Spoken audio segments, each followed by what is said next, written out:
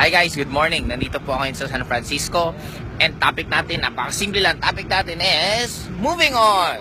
And kagabi po kasi, gustong-gusto ko po mag-gym. So sobrang pagod na po ng katawan ko. Galing pa po kami ng Green Bay to Chicago to San Francisco ngayon. After namin kumain, nagpainom po sila. Meron red wine sa harapan ko. And guess what? Hindi ko po ininom. Kasi bakit?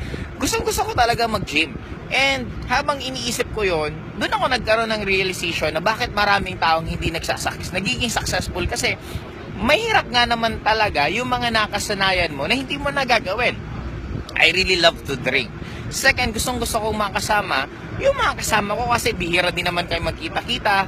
Ngayon nga lang kaming US trip halos nagkakausap ng ganito. Tapos kung i-decline ko sila, di ba parang nabaka-KJ ko naman na ito nga, sitwasyon ko, kumikita na kami tapos biglang hindi ako sasama sa kanila. Doon ko na-realize na ang buhay, bakit maraming taong nag-fail. Kasi ang pinakamahirap is yung i-give up mo yung nakasanayan mo. I-give up mo yung nakasanayan mong mga kaibigan. I-give up mo yung nakasanayan mong attitude at skills. Yun lang naman na nagpapahirap. But if you're really ready na i-give up yung mga dapat mong i-give up for you to become successful, and that is the time na magiging successful ka.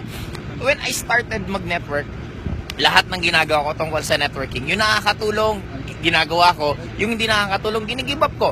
Yung mga kaibigan na hindi nakakatulong sa akin, kinakat ko muna yung oras na magsasama sa kanila.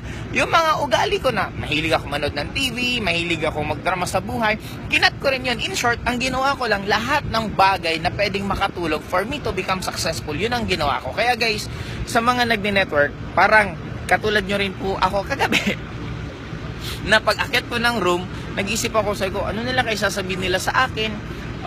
Tapos gusto ko rin naman talaga uminom, pero hindi ko ginawa kasi gusto ko rin mag-gym.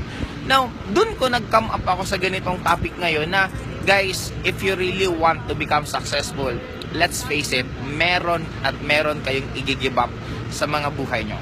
Hindi pwede kung sino yung kasama nyo yung nag-uumpisa, yun pa rin na magiging kasama nyo hanggang maging successful kayo. At lalong-lalo na, hindi rin po totoo na hindi mo kailangan magbago as a person para makuha ang pangarap mo. For me, hanggang hindi mo pa nakukuha yung gusto mo, meron dapat i-improve sa'yo, meron dapat baguhin sa'yo. Kaya para sa akin guys, isa na lang po sasabihin ko sa inyo, ito lang tandaan at tanongin nyo sa sarili nyo.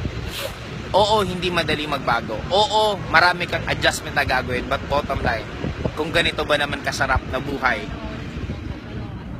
ganitong kasarap na buhay, ganitong kasarap na lifestyle ang nag-aantay sa'yo, isa lang ititip ko sa'yo. Guys, gawin mo na kasi kami na po mismo nagsasabi, sobrang worth it lahat ng sakripisyo na gagawin mo for you to get your dreams. Again, this is Joseph Lim. Isa lang po sasabihin ko sa inyong lahat, kung magkano man kinikita mo ngayon, you don't even deserve that. Hindi po tayo pinanganak sa mundong to para magbayad lang ng bills. Hindi po tayo pinanganak sa mundong to para umikot lang buhay natin sa bahay, trabaho, bahay, trabaho, bahay, trabaho. Nandito tayo sa mundong to for us to explore life, for us to enjoy things, and for us na mas ma-appreciate natin yung sarili natin na bakit tayo ginawa sa mundong to. Sabi nga guys, napaka-progressive na ng mundong to. Nakakalipad na tayo because of airplane. Meron na tayong omnipresence because of the social media. Meron na tayong teleportation because of parang email. Ang dami na natin pwedeng gawin. And ang tanong, anong ginagawa mo, bakit hanggang ngayon ganyan pa rin ang buhay mo? Kaya para po sa akin guys, this coming 2017, isa lang po ang tip ko sa inyo. Huwag nyo munang gastusin ng 13-month pay nyo. Kung pwede nyo po yun ma-invest isang negosyo, much better. And at the same time, magkaroon ka ulit ng goals. Para sa 2017, magbabago buhay mo. Magkaroon ka ng goals, wag muna material, wag muna bahay, kotse. Magkaroon ka muna ng goals. Ano ba ang mga dapat mong baguhin sa sarili mo? Ano ba mga dapat na tao tanggalin mo sa buhay mo? At ano mga dapat na skills or nakasana mo gawin na dapat mong baguhin? Guys, mag-focus ka lang dyan. And for sure, magugulat ka na lang isang araw, malay mo, kasama ka na namin dito na namamasyal. Ayun po sila, ang gugulo po nila. At as usual, ako po nandito, nagtatrabaho because for me, networking, this is not a job. For me, networking is my passion. I love what I do. I really love mag-inspire ng iba't ibang tao. Kaya guys, sa inyo pong lahat, power, good morning po, and bye-bye!